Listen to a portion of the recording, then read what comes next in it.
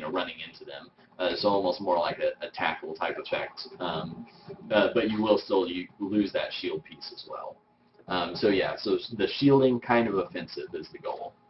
Let's see, landmines to drop behind you for enemies that chase you. That's actually really, some kind of mines or caltrops would be a really cool item. I don't think we'd even thought of that. So thank you. Let's see.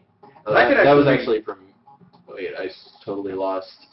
Oh, Toucan Short. Thanks for that idea. That's really cool. That could actually be a fun little perk for, like, if you're hit, then you drop caltrops behind you or something like that. Yeah. Dr. Motorcycle asks, what's the amount of enemy variety? We're going to have about probably 5 or 6 to 10, up to 10 unique enemies per zone. I would say a minimum of 5 or 6, but probably closer to 10. There will be some enemies that you'll see constantly, like the little goblin guys or the bats. Probably going to be in most every zone, maybe not every single one. Or maybe a variant thereof. Yeah. So somewhere around like, I would say at least 50 different enemies, unique enemies in the entire game, not counting bosses. Let's see. Assuming you get to the stretch goal with local 4-player co-op, will players be able to combine abilities for new effects, and will you have dynamic split screen? Okay, so I guess we probably need to clarify. So in one of our stretch goals, we do have a local 4-player kind of co-op mode, but it's for horde mode only. So it wouldn't be for the full campaign. That's something that a lot of people have asked is for like either 2 or 4-player co-op to complete dungeons. Unfortunately, that's way outside of the scope of kind of what we're asking for budget-wise on Kickstarter. I mean, it's something we would really like to consider either for a sequel or, I mean, if we got $500,000 on Kickstarter, we could do all kinds of crazy stuff.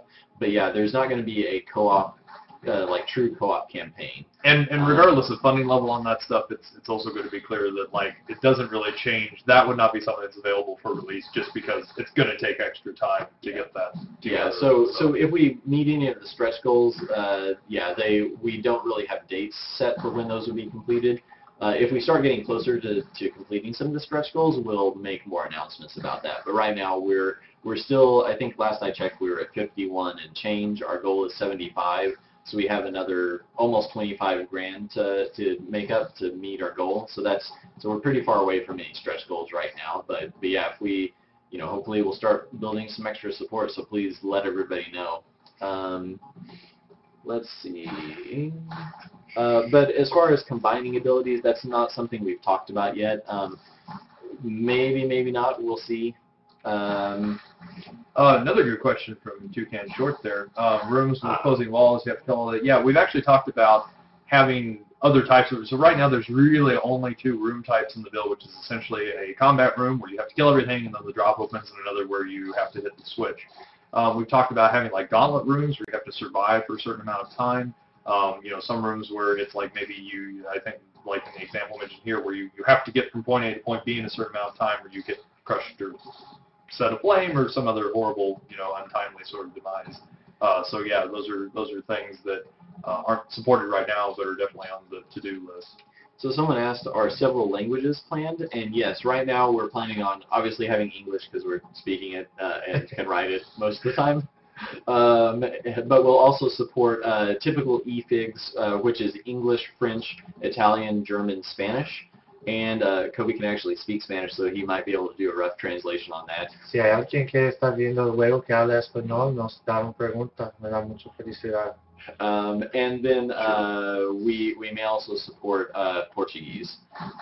We would even consider other languages, but of course, like everything else, that's kind of dependent on budget. And I had posted on, because someone asked me a question on the Steam Greenlight page for this game, about that. And generally the thing is that everything costs time and money, but if there is someone that, a lot of it is we also don't have a contact for it. So like right now, if someone wanted Russian, we don't know anyone that speaks or can translate Russian, really. So, if you or someone knows how to do that, send us an email. I guess, at jobs@pixelscopic.com? So.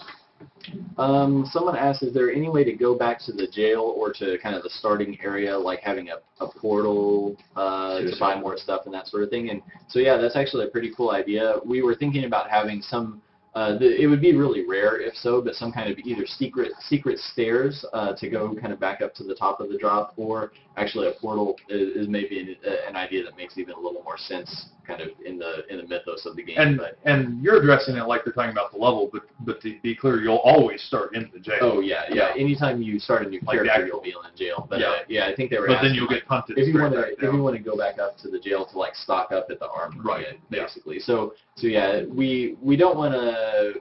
I don't think we would want to allow that all the time. So that's why I'm saying it would be fairly rare if we do enable that. So it's kind of like, a last ditch, like okay, like I really want this character to survive. I'm going to try to look for this secret exit type of thing.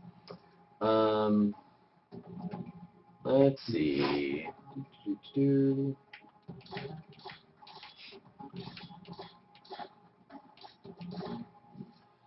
If we do get to the point of just like doing some mod stuff, might be cool to quickly just throw up a room and tile. How that's set up. I was gonna say if there's any interest in it, we could show how we put one of these rooms together, and we could also show, because I was thinking about, since you're not getting a lot of items to show off, we could show how we can go in and tweak the values on that just pretty quickly. Yeah, let's try to burn through these questions and then we can show some of that stuff.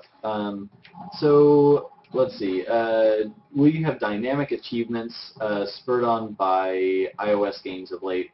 So like kill X of Y enemy via Z. So I assume like kill 30 bats with a wand. And would that be a random algorithm? And that's actually a pretty cool idea, kind of like Jetpack Joyride. I was going to say, one of the things that we talked about, and is specifically an inspiration for it, is if you play Jetpack Joyride by Half Brick, one of the things that they do, which I think is a really good way to keep people engaged with gameplay that is, the same across each session, is to have new sort of things that you can try to do. So it's the same game mechanics, it's the same level, but it changes your behavior when you're playing it. So we're definitely going to do that. We're huge, especially Burrell, I think, is the one who thinks about it the most, but like really big fans of replay and achievements, and basically just finding ways to maximize a player's enjoyment. So you could keep playing this effectively forever if you wanted to, and keep finding something new to do, even if something new to do is just a randomized, like, now kill 1,000 bats with the toothpick. It's my personal hope that by exposing basically everything needed to add anything to the game whatsoever for modability, that some people really go to town with it, and a month, 2 months, however many months after release, that there's a lot of really interesting, totally brand new, community-driven content for people to consume. So I just caught up with Blair from ARP Gamer, and he said they have 7 days left on their campaign. So we're actually like almost have very similar end dates. So anyone on here, go support ARP Gamer. So Action RPG Gamer basically is what that stands for. They're on Kickstarter right now. We did a podcast with them. It's available on their site and linked from our updates and different things. So really cool guys. We like to keep showing them our game and kind of be involved in that community through their website and everything as well. So someone asked, how about a jump ability for jumping over the chasms? So we may have a special item, maybe something like spring boots, maybe. Or that could be something that's just a class thing. You can totally bomb jump right now. Yeah.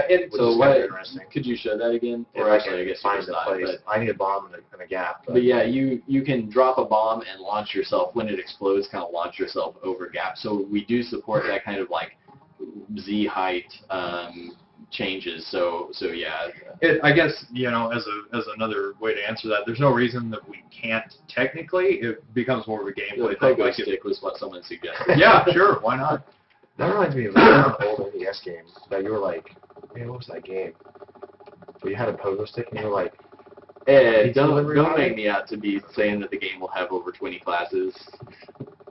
So I came up with 20 sort of class sketches. We aren't going to have that many classes in the final game. I mean, maybe someday if we... Unless Kickstarter just goes nuts. Yeah, if Kickstarter goes nuts, or if people just buy thousands and thousands of copies of the game, like we'd love to keep supporting it.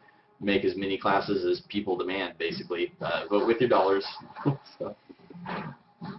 And Ed did clarify, he was talking about feats from D&D. Okay, cool. Thanks for answering the impulse question. You're welcome.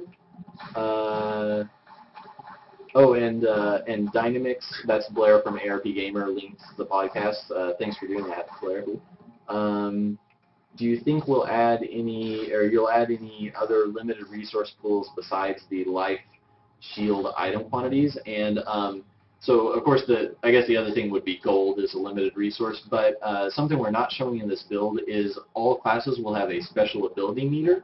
And of course their abilities will be unique, and we're still kind of developing those, so we don't have anything to show yet. But could be anything from like laser sword type stuff, a la original Legend of Zelda, where full life you kind of shoot a laser beam sword, or we were thinking about having a sort of stealth ability for the rogue class, where you can kind of go invisible, quote unquote, so enemies don't follow you for a short period of time.